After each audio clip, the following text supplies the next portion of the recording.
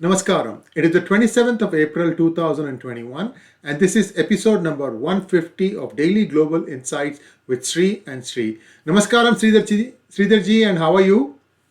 Namaskaram and very good morning to everybody. I'm on the mend and doing very well. And this is the 150th episode. So we are thankful to everybody who have supported and encouraged and been part of the experience of the 150 episodes. So I'm very happy at this momentous milestone. Thanks, Sriji.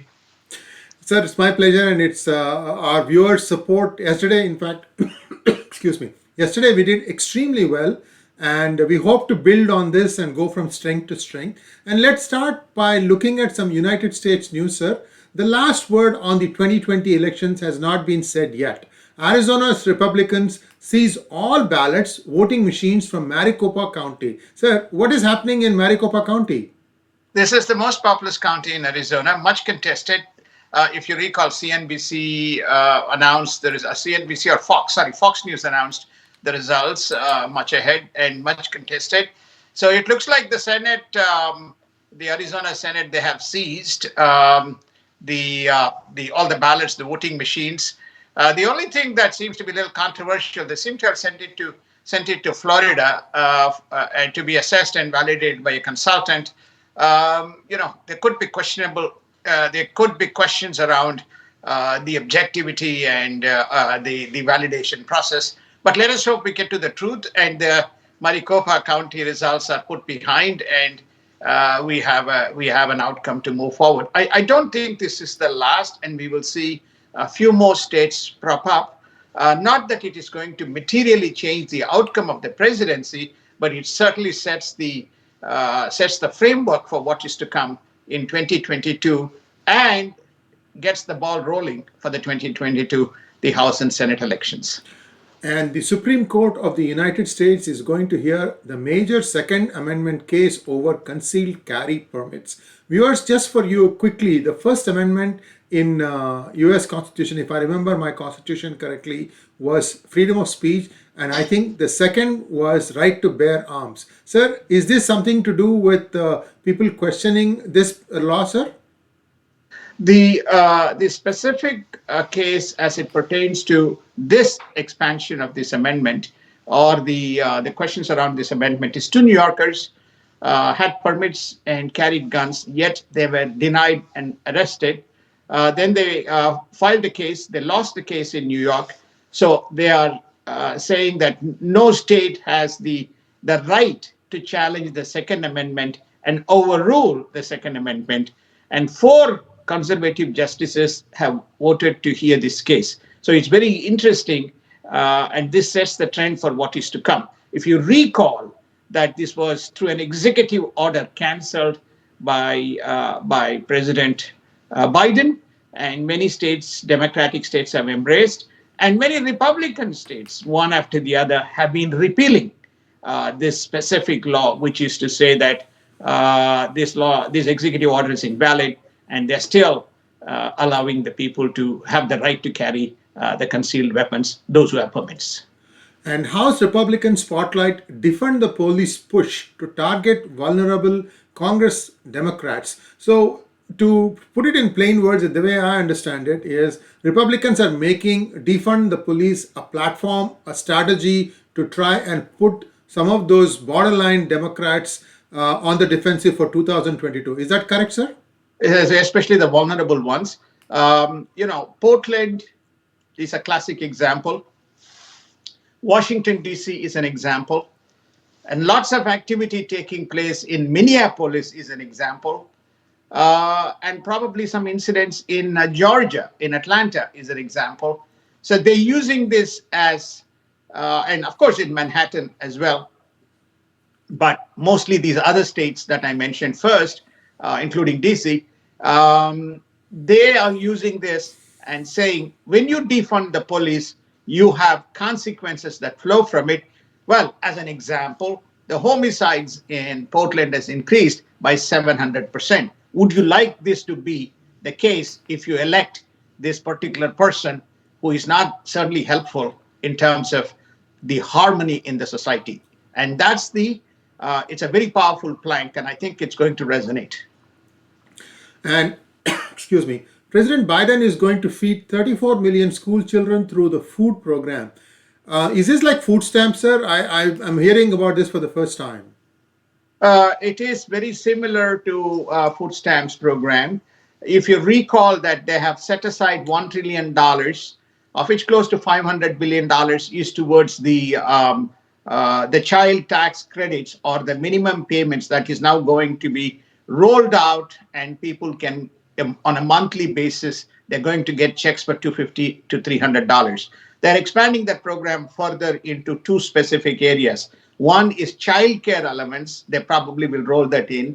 And then the parental leave, funding the parental leave.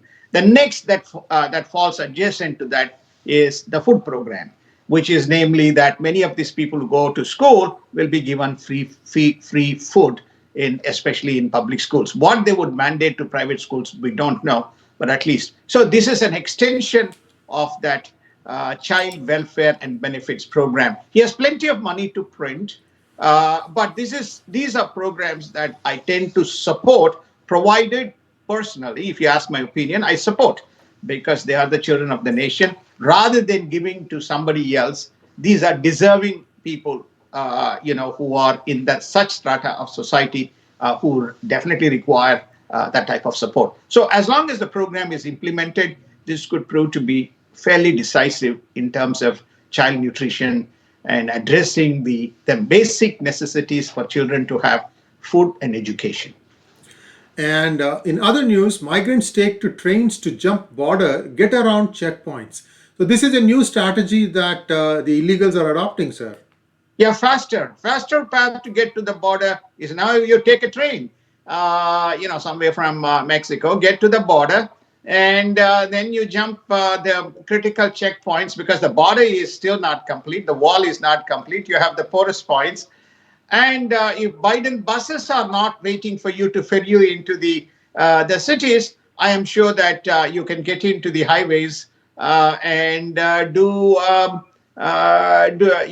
your hike ride and make your way towards into the society. Because these are called migrants, they're no longer illegal. No ICE enforcement is possible, and they are supposed to be treated with compassion. And there is not even verification and validation for COVID and documentation, etc. When the first court hearing will be, whosoever gives the hitchhike ride, then they make their way to that specific place. And then what is going to happen later, we don't know. And red states see gains as census shifts House seats. Viewers, again, this is something that happens periodically in the United States. As the population changes and the census adjustment takes place, some states will gain congressional seats and some lose. Sir, who are the gainers and who are the losers? So, one has witnessed a great amount of movement towards Florida, as well as to Texas. One of the two states which has seen the migration because of law and order and taxes and other kinds of issues is New York and California. So New York happens to be my state and California happens to be your state. And so we're going to lose 2 seats each. And the beneficiaries of those 2 seats within the House are Florida and Texas. Then the smaller side, you have 5 states, I think, also gaining seats are Colorado, Montana, North Carolina, and Oregon, state of Oregon. And the losers are Illinois, Michigan, Ohio, Pennsylvania, West Virginia. Again, if you carefully see these states, it's almost like the red states are the middle, neither red nor fairly neutral states gaining momentum, while you have the so-called blue states losing. Pennsylvania is a surprise, but Pennsylvania has remained, in the middle between Republicans and Democrats. Biden won in Pennsylvania this time, and Trump won in the prior elections. So it's a reflection of the demographic shifts and movement of people towards pastures that more resonate with the value of life. And Vice President Kamala Harris to tell United Nations body that it is time to prepare for the next pandemic. wait, we're still not out of this one. I think nobody, just like Biden and Harris make a wonderful team within the construct of these flip flops and statements. For example, yesterday she made a statement. Well, surge is on; it's not going to be tackled overnight. So one can assume that this can be viewed as another statement, which is to say, we have to start planning for the next pandemic now, having screwed up the current pandemic, very badly, and so on. Now, I just have one single point on this whole pandemic. See, pandemic in corporations, I've served in I've served in quite a few large corporations, but more specifically in the last one, we actually had a corporate pandemic program. This is going back 2008, 2009, where a specific group was set up to address the issues. And globally, our institution was a global institution. Globally, we conducted a coordinated program as to how to address a pandemic. Now, here, what's happening is you are treating it as a pandemic, but you don't have a national mobilization. And then you have what you call as a ping pong game that goes on between state and the center. And each state is left to fend for itself with programs that don't align with each other. Masking, non-masking. Okay, social distancing, no social distancing. Complete shutdowns to no shutdowns to partial shutdowns. I think this is one of the fundamental issues in terms of how a nation manages a pandemic program. A nation manages a mobilization has to be national, and the issue from vaccines to distribution to vaccinations must be coordinated in a national manner. One state has 50 years, while they want to have a national minimum wage of $15, while they want to have a national capital gains tax of $1 million, they do not want to tackle a pandemic program through a national program. If you happen to be Trump to be the president, you hate him, so therefore you don't. If you happen to be Biden, there's only blue states which is supportive. Red states have a different program. In this instance, at least red states have demonstrated. I think this will apply to many other countries, even including India for that matter, because there's no national mobilization as to how to coordinate from oxygen to PPE to vaccines to hospitals and so on. Each state left to fend for itself. So you have asymmetric programs, then you're not going to be able to address this pandemic. I think some of the smaller Asian countries like Japan and Vietnam and Taiwan, etc., they seem to have done, even Australia for that matter, to some extent, they seem to have done a better job. Again, Australia follows very similar to US. Everything is statewide, and you have challenges. So I think, to me, that there's no point in making statements. We prepare for next pandemic, provided your programs are not orchestrated along that manner. And in Indian news, United States does a turnaround on vaccine raw material supply after the two national security chiefs speak. Sir, what is the underlying story? I'm hearing a lot of stories swirling around. Do you have any idea what really happened? Why did US take a strong, unfortunate stand and then they reverse themselves? First, let me address the US side. I think we discussed it. Who makes decisions? I was to some extent involved to see what can be done from the US front in terms of mobilization to change the policy direction that US has pursued. While we were grappling with this issue to what's the best mechanism, who are the right people, I have to admit we were struggling to find out who can. But we were never able to establish who made this decision. It certainly is not President Biden, or do we have to go to President Biden himself? While we were contemplating a strategy, it seems like Mr. Dowell has spoken. Who he has spoken with, we don't know. The rumors swirling around are that he did speak with not just United States alone, but he probably spoke with some of the European counterparts, as well as perhaps he may have even spoken with Japan and Australia and so on. Then the person who made the press announcement or the press brief was Antony Blinken, who is the Secretary of State. He made the announcement that United States concedes and looks at the situation, and they're going to lift immediately the bans. Mr. Khosla as well as Mr. Raja Krishnamurthy from Chicago had been very vocal equally as well in making their statement. We don't use AstraZeneca vaccines here. We extensively use Moderna and Pfizer. Why not we release the raw materials and including finished vaccines that we don't use to India? I mean, whether you want to call partner or ally is a different matter. How this decision was made and who made the decision, we don't know. But certainly the hand of Mr. Dowell is visible. Generally, it takes a little bit of time. The way Mr. Dowell operates is that everything is kept under the hoods as one would expect. But he spoke with few countries, not just purely United States. And by the way, even EU is stepping up now in terms of oxygen and so on as an entity. I know Germany and France have always offered support. Britain more recently came and offered support. If you remember, Britain is a big AstraZeneca user. And in other India news, Modi government has asked Bharat Biotech and Serum Institute to reduce prices.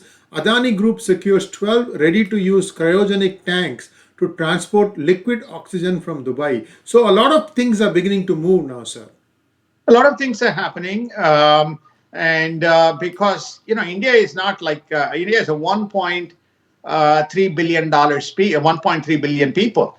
No, this is not a static situation. In the event, this is a COVID-2 wave that India is experiencing as a result of this dual mutation COVID that they have discovered, and now they call it as the Indian variant. And they've seen Indian variant both in London. I gathered that a couple of cases was also propped up in Singapore and Japan and so on. So I think that this is going to be a continuum.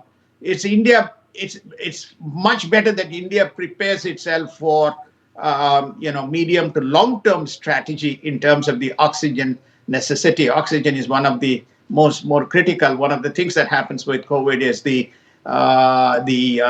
relative oxygen dispensation levels comes down, and that affects your system. So I think from a medium to long term, it's a very good strategy. And in other news, India and France begin a 3-day Varunaa exercise in Arabian Sea.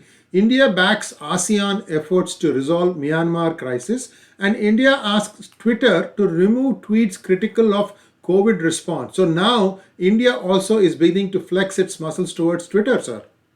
India has been very firm. There's been regular ongoing discussions with Twitter that it is not going to have its way. I think it has had similar discussions with Facebook.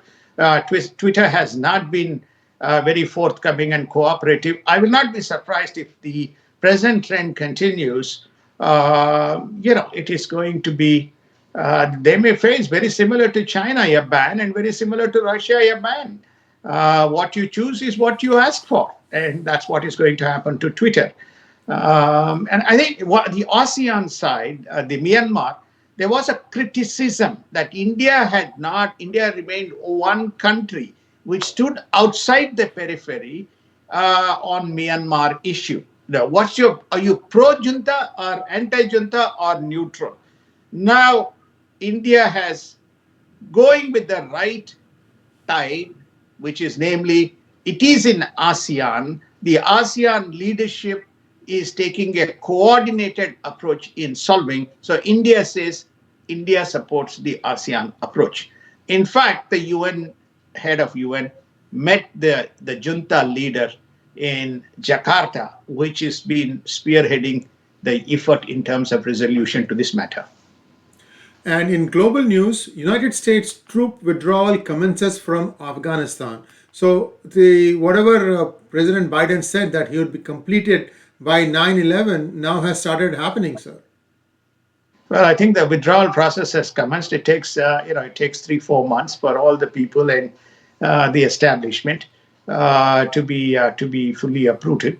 This decision has been met with tremendous criticism and by either side of the aisle, making a statement that a significant amount of intelligence could be lost as to what is to come out on the terrorism side. So I think, as you said, the withdrawal has started. They probably are timing it to 9/11. Very unfortunate choice of date. Five Eyes glare at New Zealand over independent China stance. Can you expand that on this a little bit? What is New Yes, Zealand yes, we saying? covered this in Yes, DGI. few days We back. said that Yes. New Zealand foreign minister had endorsed and accepted that China has to be treated with a soft hand, and we believe in partnership with China. We are going to coordinate and collaborate with China. Now, equally, New Zealand is part of the Five Eyes. I think we discussed who the Five Eyes were, the vintage World War II partners. So now the Five Eyes group is saying, if if this country is aligning with China, is our security at risk? Intelligence gathering, which used to be around more on the security and army movements, now has extended. The Five Eyes has expanded its scope to include human rights, technology, the security issues, intellectual property, etc. So they are beginning to question the wisdom of somebody sitting within the camp, this side, and also sitting on the other camp, which is being looked at. And United Kingdom carrier strike group to embark on a 6-month Indo-Pacific deployment. So now UK also is joining this exercise of being active in the Indo-Pacific. Well, you can see that it's now going like a rotation basis, right? So you had Japanese, the carriers going around. Obviously, US has been leading this effort. German vessels went past. The French have done their part. French is now doing a much more coordinated approach with India and Australia, especially around the Indian Ocean, because they have some couple of islands. And then you have, Britain did with their, I think it's HMS Ulysses, or I don't remember the exact ship. Then you have, now they have a strike group, which is making its navigation. Is obviously they expect issues. All of them are getting familiar with the terrain. All of them are getting familiar with what is needed in the event of a confrontation. And in other news, Myanmar junta chief meets UN special envoy in Jakarta. What could they be discussing? I think they would be discussing what exactly is the state of the situation, what is going to be the resolution, will there be elections, and when is this arson and riots and human rights violations going to stop, and what is the path of normalcy for Myanmar. Myanmar is a very strategic, again, a very strategic state.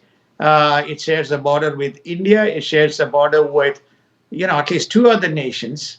So I think they're looking at, and many of the countries have industrial investments, from China to Korea to even India has investments in Myanmar. So naturally, that's another area that would be of concern to them.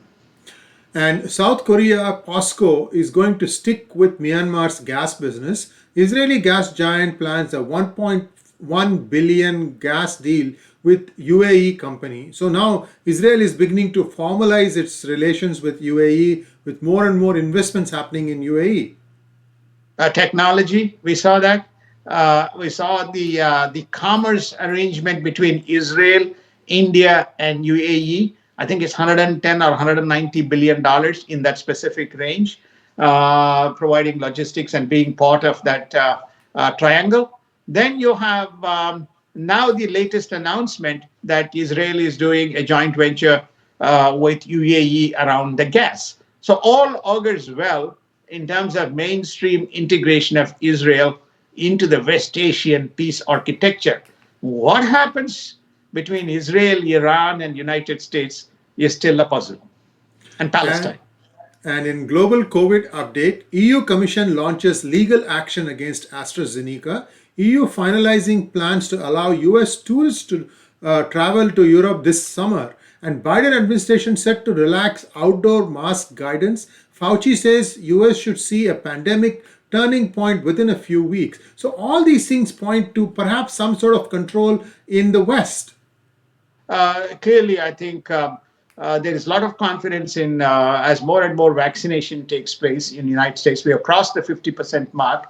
There's a lot of comfort that US will be able to overcome the tide. If you remember, the original timetable was close to 74% by September, and by November to be almost close to 100%. It's not going to be 100%. I think when we hit 70% or 72% or somewhere close to 70% that we have crossed the threshold, there's still about 20 to 30% of the people who do not want to be vaccinated. So that percentage of population will remain. So Europe is also slowly, notwithstanding the fact there's lockdowns and shutdowns, that I think they also believe that by summer they want to start opening their borders. And India continues to lead the global COVID rise. Do you see the end light at the end of the tunnel now for India? We need to wait for a couple of more days or a few more days of data to see this 350,000 come down to somewhere around 200 or 150 or even 100,000 number. That's when we can say, yes, I think it has got. But there seems to be initial indications that India is tackling this issue quite well. India is seeing what you call deacceleration of the new cases coming up. One of the data that is not available, notwithstanding what we saw yesterday, is what is the net new additions. We have fragmented data, which is today, if 300,000 people or 350,000 people, how many people left the queue? Did 120,000 people got cured? Did 150,000 people get cured? So that data is, unless you see that specific data, then one cannot indicate the magnitude of this issue or magnitude of the downward gradient of the tangent. The other thing is also is everybody is saying, okay, India is still per 100,000 and per million, the deaths is relatively lower. When you look at United States, even United States, Hungary, UK, some of the European countries, India is in the lower side of the pack relative to rising cases in a million or rising cases in 100,000. Remember that it's data. Emotion runs very high because death is a death.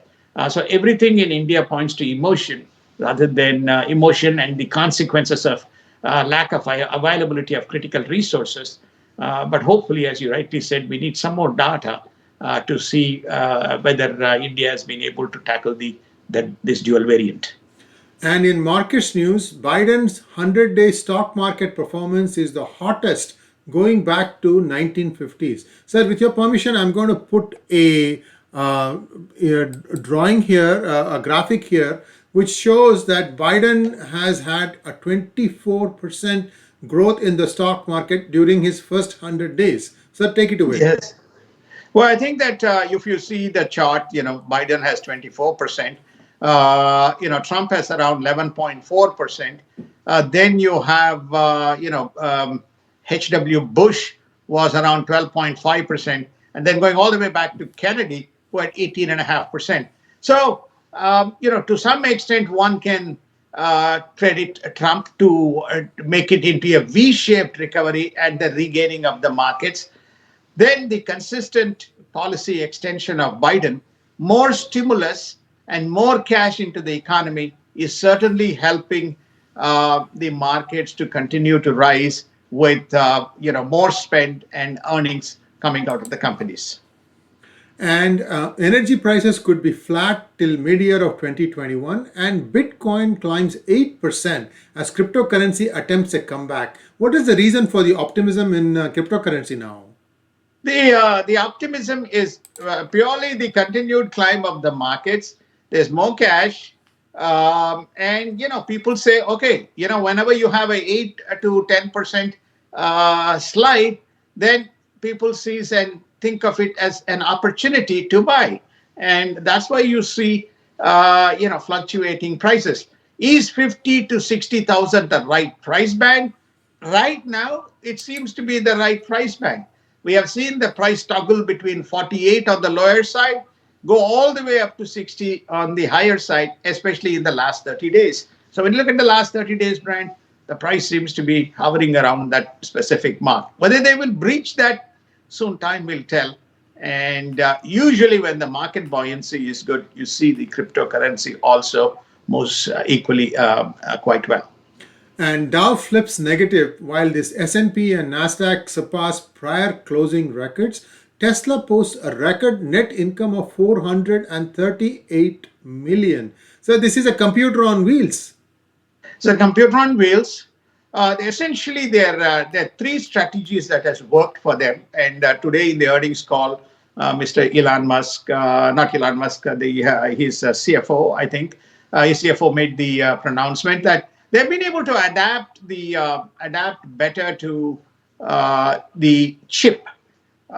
They say that their platform can work to multi-chip architecture, and they have extended the firmware. I mean, you come from this specific field, and they've been able to integrate to various chips in terms of the architecture of the various models. So this has helped them while rest of the auto industry has struggled to see growth, and while these guys have grown. Now, they're expecting a 50% growth in vehicles in 2021 because the earnings is for the last year. So they're expecting 750,000 vehicles to be on the roads. So architecture, their ability to understand the technology, their ability to enhance these EV charge points, and their ability to understand the customers and price it has made them a very powerful company. I mean, this is, I think, this is about eighth or ninth successive quarter. You have to make it to S&P. You have to have minimum 5 successive quarters of positive earnings for you to make the listing. So Tesla is on. They also made some money by selling. I think about roughly $100 to $110 million they've made by sale of their crypto. Yes.